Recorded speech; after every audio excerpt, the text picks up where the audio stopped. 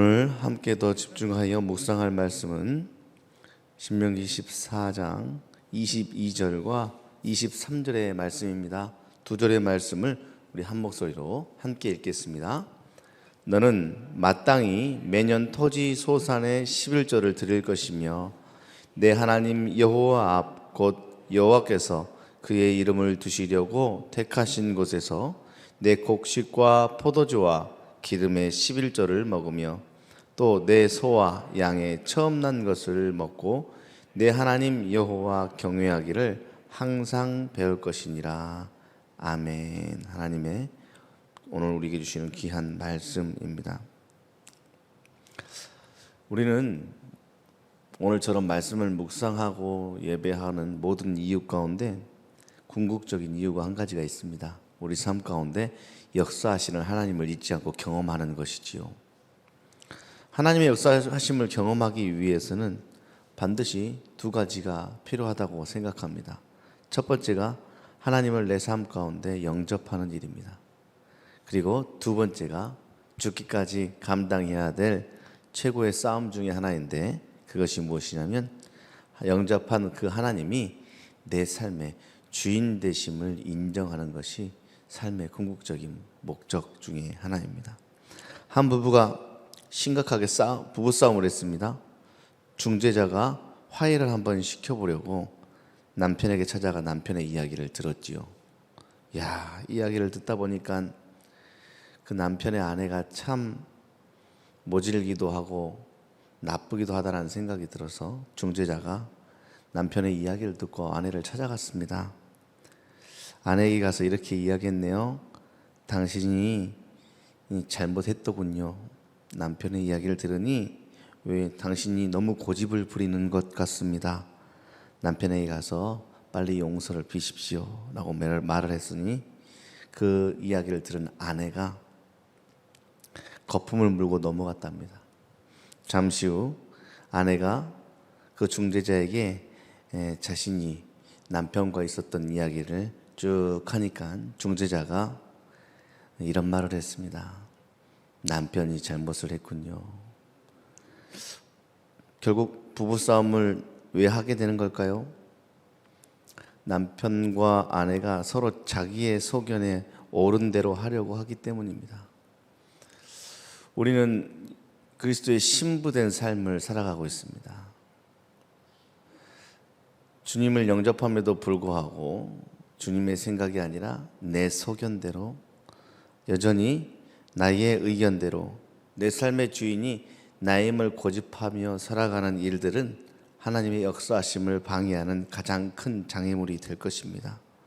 살아가다 보면 주님의 생각과 내 생각이 다를 때가 많지요.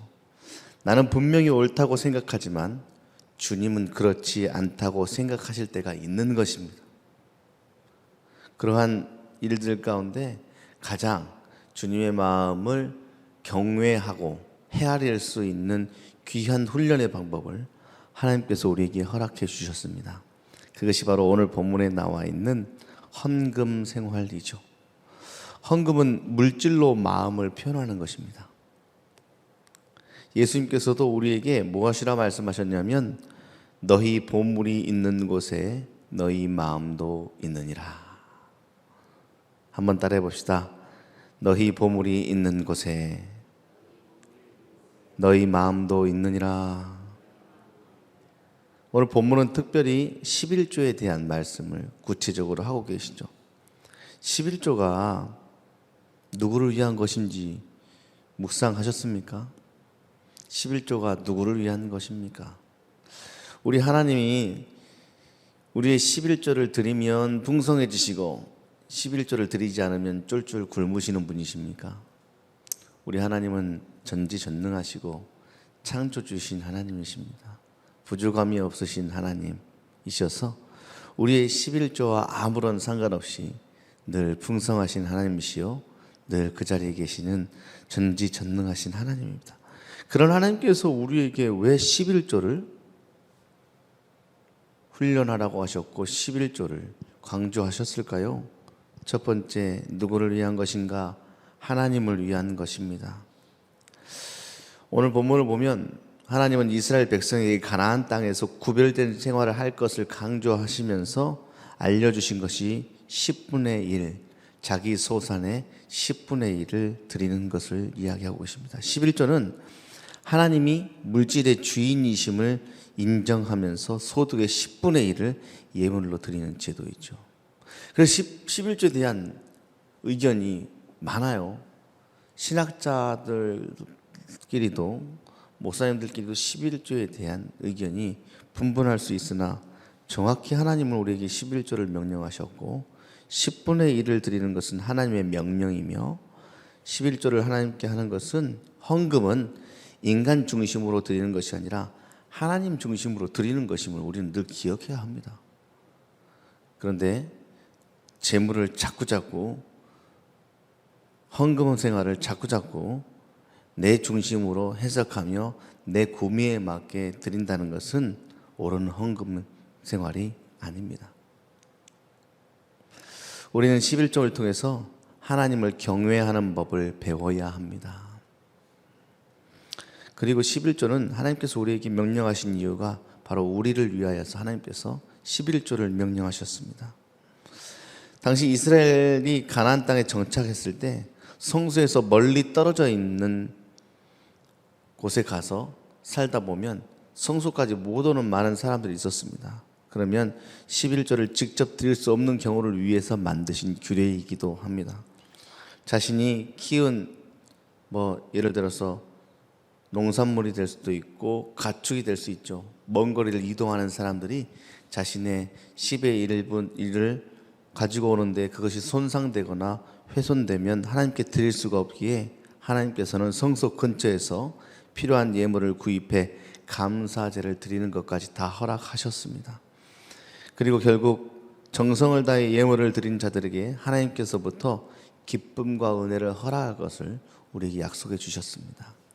그러니까 드린 예물을 통해서 하나님이 기뻐하신다라는 것은 재물의 주인이 너희 것이 아니라 나의 것임을, 나로부터 그 재물이 옴을 인정하는 믿음을 하나님이 기뻐하신다라는 것이지요. 제가 종종 하는 말들이 있습니다. 재물로부터 자유하지 못하면 내가 늘 재물에 매여 사는 사람일 수밖에 없는 것입니다. 반대로 재물이 하나님께서 주시는 것임을 알고 선용하고 봉헌 생활에 기쁨이 가득한 사람은 재물을 마음껏 선용할 수 있는 지혜의 자요, 재물로부터 자유한 자가 될 것입니다.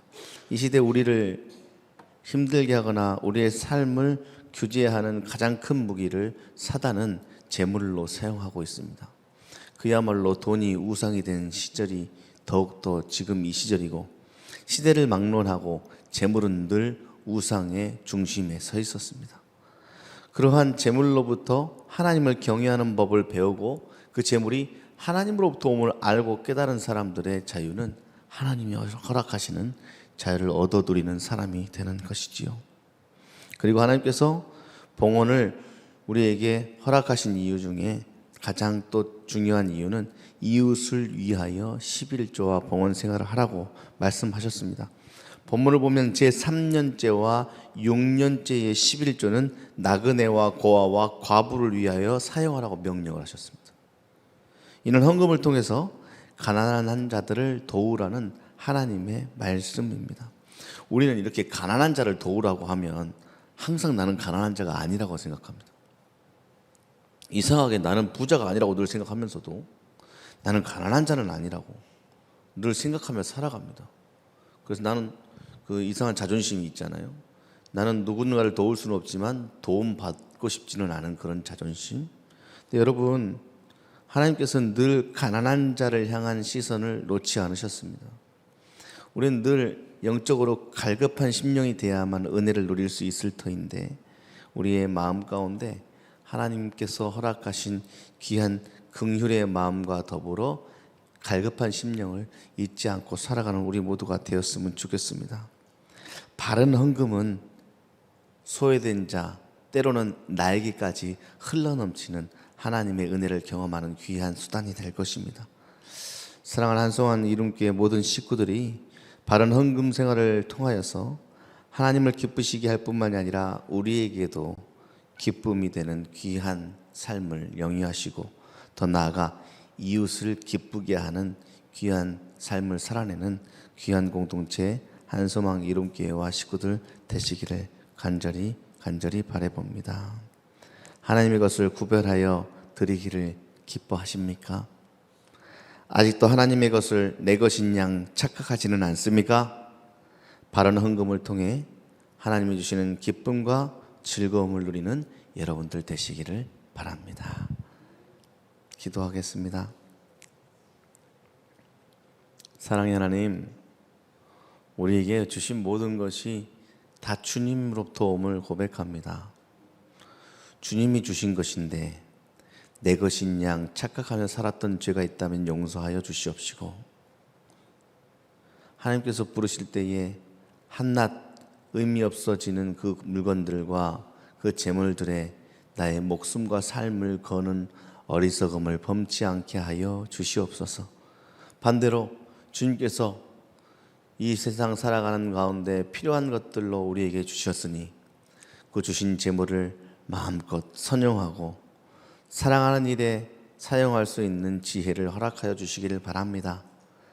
아버지께서 주신 것 늘 감사케 하여 주시옵시고, 주님께서 우리에게 명령하신 11조의 생활과 봉헌의 생활을 통하여 주님이 우리의 삶의 주인이심을 잊지 않는 성도의 삶을 살아가게 하여 주시옵소서. 감사드리며 예수님의 이름으로 기도합니다. 아멘.